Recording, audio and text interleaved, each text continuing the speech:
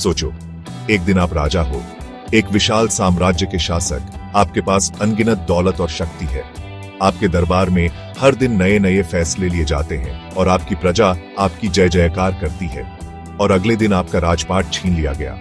आपकी सारी संपत्ति, आपकी सारी शक्ति, सब कुछ एक झटके में चला गया। आप सोचते हैं ऐसा कैसे हो सकता है? ईस्ट इंडिया कंपनी की डॉक्ट्रिन ऑफ लैप्स नीति के तहत कई भारतीय राजाओं के साथ यही हुआ। इस नीति के अनुसार अगर किसी राजा का कोई पुरुष उत्तराधिकारी नहीं होता था तो उसकी रियासत कंपनी के अधीन हो जाती थी। क्या ये एक चालाक कानूनी चाल थी या सीधा सीधा जमीन हड़पना?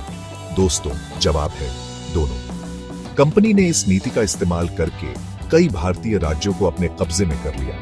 कंपनी जमीन और ताकत की भूखी थी और इस नीति का इस्तेमाल करके उन्होंने कई भारतीय राज्यों को अपने कब्जे में कर लिया।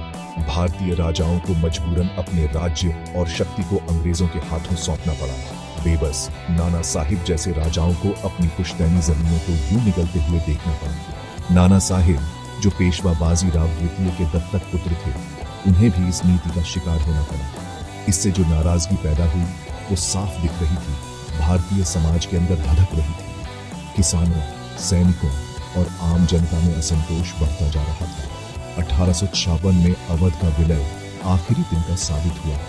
अवध, जो एक समृद्ध और सांस्कृतिक रूप से महत्वपूर्ण राज्य था, उसके विलय ने भारतीय समाज में गहरा आक्रोश पैदा कर दिया। एक अमीर रियासत जहां शिया धर्मस्थल थे, अवध के विलय से पूरे देश में हलचल मच गई। अवध के नवाब वाजिद अली शाह को भी अंग्रेजों ने सत्ता से बेदखल कर दिया। अब ये सिर्फ जमीन जाने का सवाल नहीं था, ये परंपरा, धर्म और भारत की आत्मा का अपमान था। भारतीय समाज में अंग्रेजों के खिलाफ गुस्सा अब बढ़ता जा रहा था। विद्रोह की नींव पड़ चुकी थी। भारतीय सैनिक और आम जनता अब अंग्रेजों के खिलाफ बगावत करने के लिए तैयार हो रहे थे। बस एक चिंगारी की जरूरत थी और वो चिंगारी जल्द ही भड़कने वाली थी, जो 1855 के महान विद्रोह का कारण बना। जबकि विलय की नीतियों ने बेदखल राजाओं के गुस्से को भड़काया, यह केवल शुरुआत थी। ब्रिटिश साम्राज्य की विस्तारवादी नीतियों ने न केवल भारतीय राजाओं को उनके सिंहासन से बेदखल किया, बल्कि उनके सम्मान और प्रतिष्ठा को भी ठेस पहुंचाई। इन नीतियों ने भारतीय समाज के विभिन्न वर्गों में गहरी असंतोष की भावना पैदा कर दी थी। कंपनी की सेना के भीतर एक अलग तरह की असंतोष पनप रही थी। ब्रिटिश ईस्ट इंडिया कंपनी की सेना में भारतीय सिपाहियों की संख्या बहुत अधिक थी और वे अपने अधिकारों और सम्मान के लिए संघर्ष कर रहे थे। सिपाही ब्रिटिश सेना की रीढ़ बारूद के ढेर जैसे थे, बस फटने का इंतजार था।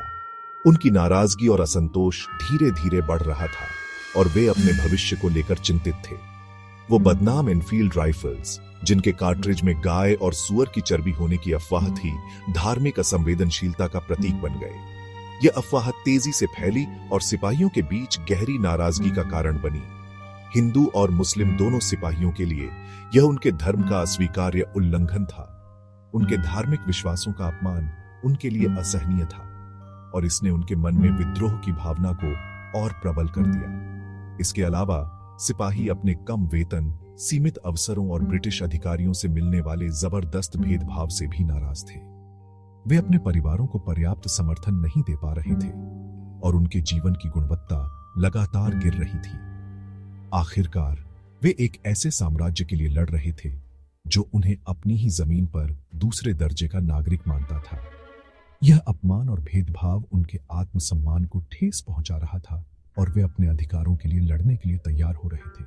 विद्रोह का मंच तैयार हो चुका था। सिपाही गुप्त बैठकों में मिल रहे थे और वे अपने विद्रोह की योजनाओं को अंतिम रूप दे रहे थे। सवाल ये नहीं था कि विद्रोह होगा या नहीं, बल्कि ये था कि कब होगा। सिपाही अपने समय का इंतजार कर रहे थे और वे अपने अधिकारों और सम्मान के लिए लड़ने के लिए पूरी तरह से तैयार थे। 1857 की एक गर्मी भरी मई की दोपहर में सुलगता असंतोष उबल पड़ा। बैरकपुर में एक युवा सिपाही मंगल पांडे ने विवादास्पद एनफील्ड कारतूस का उपयोग करने से इनकार कर दिया। उसकी अवज्ञा, जिसके लिए उसे तुरंत सजा मिली, ने सेना में गुस्से की लहर दौड़ा दी। लेकिन असली चिंगारी मेरठ में भड़की। जब 85 सिपाहियों ने कारतूस छूने से इनकार कर दिया तो उन पर कोर्ट मार्शल करके जेल में डाल दिया गया। यह अन्याय विद्रोह की चिंगारी साबित हुआ। 10 मई 1856 को सिपाही खुलेआम विद्रोह कर उठे। उन्होंने अपने कैद साथियों को आजाद कराया और दिल्ली चलो के नारों के साथ मुगल राजधानी की ओर कूच कर दिया। विद्रोह शुरू हो गया था। विद्रोह उत्तर भारत में जंगल की आग की तरह फैल गया।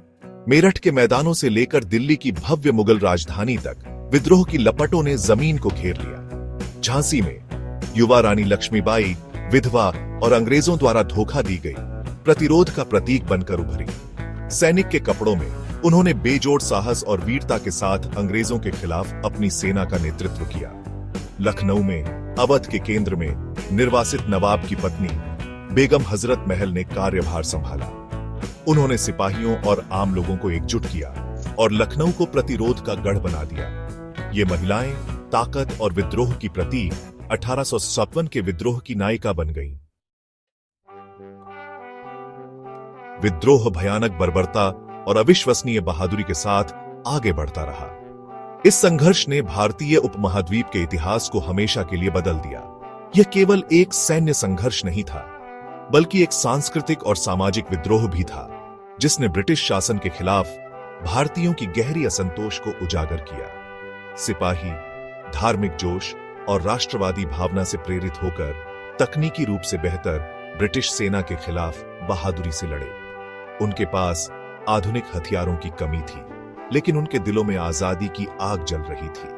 हर मोर्चे पर उन्होंने अपने प्राणों की आहुति दी, यह जानते हुए कि उनकी लड़ाई केवल उनके लिए नहीं, बल्कि आने वाली पीढ़ियों के लिए थी। दिल्ली की घेराबंदी 4 महीने का खूनी संघर्ष, जिसमें जबरदस्त आमने सामने की लड़ाई और भारी तोपों का इस्तेमाल हुआ। यह घेराबंदी विद्रोह का एक महत्वपूर्ण मोड़ थी, जहां दोनों पक्षों ने अपनी पूरी ताकत झोंक दी। दिल्ली की गलियों में हर कदम पर मौत का साया मंडरा रहा था और हर इमारत एक युद्ध का मैदान बन गई थी।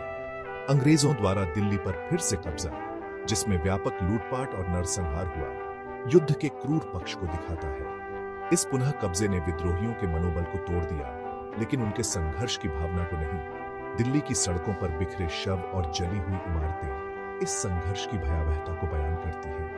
कानपुर में अपदस्थ पेशवा के दत्तक पुत्र नाना साहिब ने विद्रोह का नेतृत्व किया। नाना साहिब ने अपने नेतृत्व में सिपाहियों को संगठित किया और ब्रिटिश सेना के खिलाफ कई महत्वपूर्ण लड़ाइयां लड़ी। उनका नेतृत्व और रणनीति विद्रोहियों के लिए प्रेरणा का स्रोत बना। शहर ने विद्रोह के सबसे दुखद प्रकरणों में से एक बेबिघर नरसंहार देखा, जहां सातों ब्रिटिश महिलाओं और बच्चों को मार डाला गया। ये घटना विद्रोह की क्रूरता और निराशा को दर्शाती है, जहां दोनों पक्षों ने अपनी मानवता खो दी थी। इस नरसंहार में ब्रिटिश सेना को और भी क्रूर बनाया गया और उन्होंने विद्रोहियों के खिलाफ और भी कठोर कदम उठाए। ये लड़ाई खून और आग में लिखी गई। उनके विद्रोह के जटिल और अक्सर क्रूर स्वरूप को उजागर करती है। इस विद्रोह ने भारतीय समाज को झकझोर कर रख दिया और ब्रिटिश शासन की नींव को हिला दिया। हर लड़ाई, हर बलिदान, हर आंसू ने इस विद्रोह की कहानी को और भी गहरा और जटिल बना दिया। यह विद्रोह केवल एक सैन्य संघर्ष नहीं था, बल्कि एक सामाजिक और सांस्कृतिक क्रांति भी थी, जिसने भारतीय स्वतंत्रता संग्राम की नींव रखी। शुरुआत में विद्रोह के पैमाने और तीव्रता से अचंभित अंग्रेजों ने क्रूर बल से जवाबी कार्रवाई की।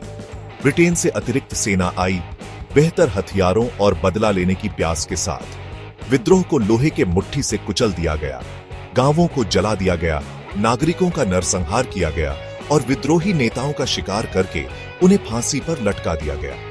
हवा में बारूद की गंध और हारे हुओं की चीखें गूंज रही थीं। ब्रिटिश जीत पूरी हो गई थी, लेकिन इसकी भारी कीमत चुकानी पड़ी। क्रूर प्रतिशोध ने भारतीय मानस पर ऐसे घाव छोड़े जो ठीक होने में कई पीढ़ियां लग गईं। विद्रोह के दौरान बोए गए अविश्वास और नाराजगी के बीज अंततः एक सदी बाद भारतीय स्वतंत्रता आंदोलन में फलेंगे।